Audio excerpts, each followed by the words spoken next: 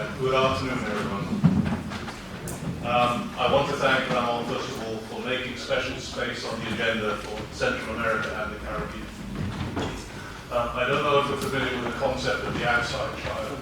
This is something that's common in the Caribbean. You have the father's children in the family, home, and so on, with the inside children. And then he fathers several others outside with other women, and those are the outside children. So sometimes, I can't speak for Central America, but sometimes the Caribbean feels like the outside child in EULAC. And so it is good to have a place at the table. One of the striking features of this, of EULAC since 1999, and which has emerged from the work of the EULAC-FOCUS project, is the relative dearth of Caribbean voices and input in this bi-regional relationship. This has been due to a number of factors, reflecting the reality of unequal power between the partners in EULAC. And in my view, has led to a lack of understanding of, or sensitivity to, the Caribbean context among some of our EU and Latin American partners. So the inclusion of the University of the West Indies in the EULAC-FOCUS project, representing 17 countries and territories in the Caribbean, has given us a very welcome opportunity for some redress. Accordingly, I have seen my role as a member of the Transsectorial Board during the lifetime of this project as doing three things. Firstly, I hope, helping to ensure that Caribbean voices are heard. And on the most basic level, as you know, this means I keep reminding you that there is a C in that. For the most part, hearing the presentations this morning, I think I've been successful, although I counted 6 occasions this morning when Latin America and the EU were mentioned, the Caribbean dropped off. So it's still not quite solved. But nonetheless, remembering and ensuring that Caribbean voices are heard. Secondly, helping to ensure that the distinctive concerns and priorities of the Caribbean are taken fully into account in EULAC. And I elaborate on that in a moment.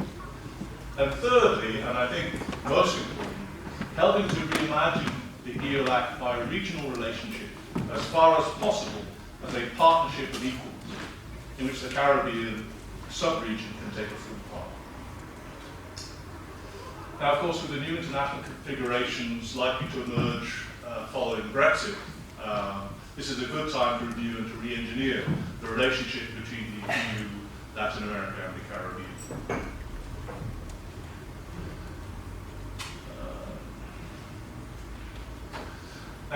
As I've suggested already, one key result of the work of the EULAC-FOCUS project has been the recognition of the distinctive nature of the Caribbean sub-region and of the special challenges that have been faced by Caribbean countries over the past 20 years in seeking to participate fully in EULAC. And the project, of course, has identified some of the reasons for these challenges. So in light of these findings, I argue that a more nuanced approach, as well as several practical adjustments in terms of project design and delivery, are required to improve the effectiveness of EULAC from a Caribbean perspective.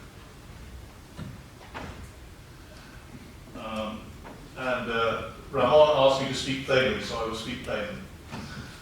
In a world shaped by GATT and WTO, it isn't surprising that Caribbean people are feeling increasingly disempowered and marginalized in this global context. And our needs and interests, therefore, we feel, are not being fully represented in the global forum and including in the EULAC bi-regional partnership.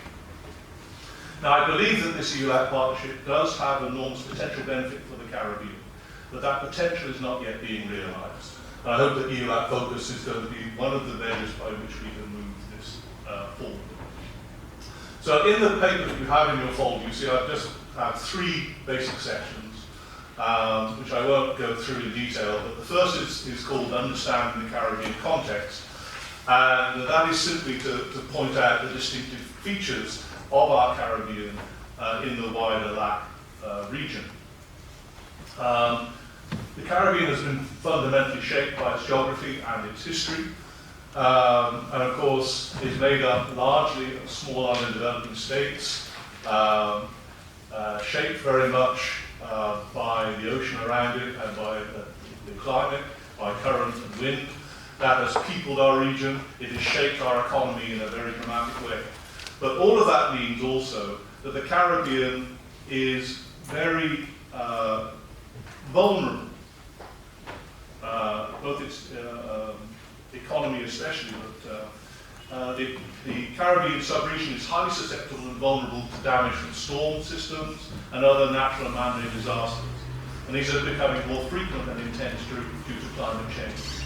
As Prime Minister of Barbados said recently at a UN meeting, the Caribbean is in the front line in the struggle against climate change because it is impacting us directly and our survival directly in the Caribbean. But we're at the back of the queue when it comes to resources to fight climate change. And of course, the history of the Caribbean, since the 16th century, you see the word crossroads is used in the title. The Caribbean has been a crossroads of imperial struggles, of competition. And the result is a sub-region with a dizzyingly mixed multi-ethnic population and a highly distinctive culture. But it is also a region that is fractured linguistically into at least 4 main language groups, and in terms of political systems and international geopolitical alignments. Now, these geographical factors and historical legacies have greatly complicated the process of regional integration in the Caribbean in the post-independence era, and they continue to present major challenges in the development of bilateral relations with Latin America on the one hand and with Europe on the other. Now, because of this unique context, effective regional and bi-regional cooperation is problematic for us. But it is also critically important to the survival and prosperity of Caribbean countries. And I believe no region in the world has a clearer understanding of the fundamental interdependence of human societies than the Caribbean. So that's a little bit about context, but I want to go now on to a checklist of challenges. And of course, by no means could I list them all for our region, but I've listed a few. If I go to economic and social challenges first, one of the strange developments that we've seen in recent times, with the classification of most Caribbean states as high or middle income countries, we have lost preferential access to loan and trade agreements, to debt relief and restructuring. That, of course, means that we are stuck even more deeply than we were before in that poverty trap, in that difficulty in terms of moving forward in terms of development. I'm very glad that EULAC-FOCUS has been talking increasingly not about graduation of countries from one level to another, but gradation, meaning that there are different levels of development, whether you define it as high, middle, or low, and it is much more fluid than graduation implies from one level to another. Of course, we have serious structural issues still in the Caribbean in our economies, low productivity, high levels of indebtedness, aging, often poorly maintained infrastructure, and so on. And all of that exacerbated by persistent poverty and structural inequality. The UNDP research report on human development for September of 2016 on the Caribbean said that persistent poverty and structural inequality were the two fundamental factors holding back Caribbean development. So even in a country where I come from, for example, in Barbados, which is listed as a middle income country, we have 20% living below the poverty line. And that number has actually increased slightly over the last few years, since 2008, rather than going in the opposite direction. And this is a drag on our development across the region. One of the other things, incidentally, that UNDP report said was that persistent poverty and structural inequality cannot be tackled by individual targeted projects. You must have a cross-sectoral approach. And actually, this is another thing that EULAC-FOCUS has been saying, that you have to attack these kinds of issues from a variety of different directions, in a variety of different ways. Another challenge for us, of course, social and political instability, including a high incidence of violent crime and gender-based violence. And I made the mistake of checking some statistics around. For 2019, in the top 10 countries for murders. Central America and the Caribbean account for 8 out of 10. And they account for 14 of the top 20. So that's a hit parade that we'd rather not be part of. But it points to many, many fundamental issues that we have in our Caribbean and in Central America, which are not unique to us, but which are exacerbated by our context.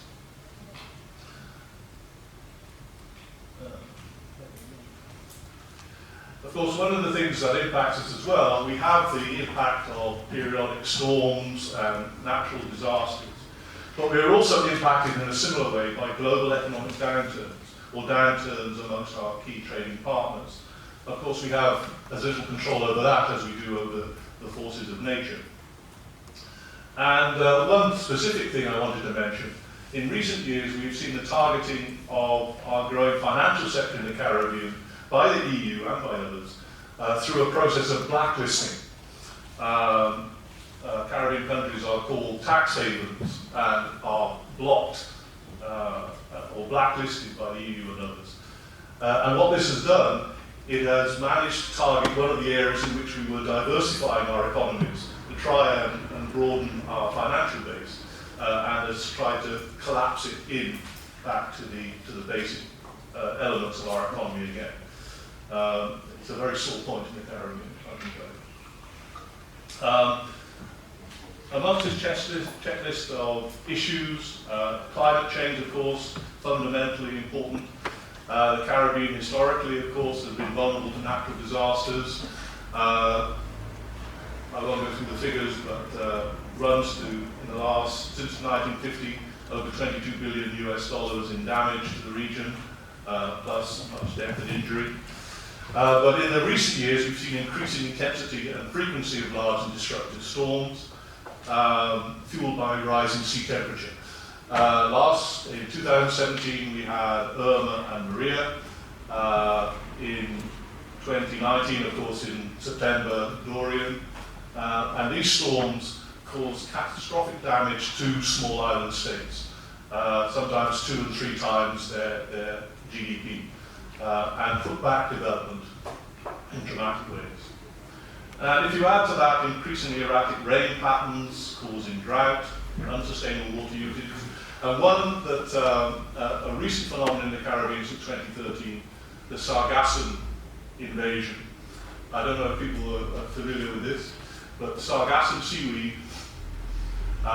is blooming off the northeast coast of Brazil, of South America, driven by outflows from the Amazon basin of nutrients and so on, caused by destruction of the Amazon rainforest. That is causing an unnatural bloom of Sargassum weed, which is pulled by the Caribbean current right through the Caribbean, right up through Mexico. So the result is annually you get great piles of rotting seaweed on the beaches across the Caribbean and in Mexico, Central America. If you consider that our major industry in many of our countries in the Caribbean now is tourism, you can imagine the existential threat that is to our future. And it's a result of climate change and man-made interventions which are changing the nature of our natural world. So all of those are issues. The capacity problem and implementation deficits, I won't go into that. It is listed for you there. But I wanted to come to implementation deficit and just mention that briefly. Many of the projects that have been awarded to or conducted in the Caribbean have been failures. And many international agencies talk about implementation deficit. That the Caribbean or Caribbean countries are not able to follow through effectively to deliver projects. One of the things that upsets me about this, and I know it upsets many of my Caribbean colleagues, is this idea that this is some sort of Caribbean disease. They talk about implementation deficit disorder. That's the new one. Implementation deficit disorder, a kind of disease that Caribbean people have, which means they're not able to see things through. It's either a disease or their own fecklessness, which means that they're not able to carry these things through. In fact, what this implementation deficit points to is flaws in design of the projects that are being put into the Caribbean in the first place, not taking into account the capacity issues that we have in small island developing states, and small states in general. This is why, in my view, and again Ramon told me to be frank, this is why I think international agencies prefer to work with larger countries in Latin America and the Caribbean, because it is easier to do so, and you get your deliverables. Basic things like reporting on projects can be extremely complex when you're dealing with multi-sectoral projects. And small island states have very limited technical expertise, they have very limited administrative systems, and they are not therefore able to do the kinds of things often that they're being asked to do. So this is an issue that has to be taken into account in the development and design of projects, and not something that leads to a blame game afterwards, to say, well, we gave you this and it didn't work out. Now, let me say that this is something that is reported often. The Caribbean Development Bank this week last week reported that it had over $750 million of unissued funds for projects that had been approved for Caribbean countries, because the Caribbean countries who were awarded those projects have not been able to draw down those funds to use them. So it's not that there aren't resources available. That capacity issue is holding back implementation, and meaning that that money is not going to help where it is needed.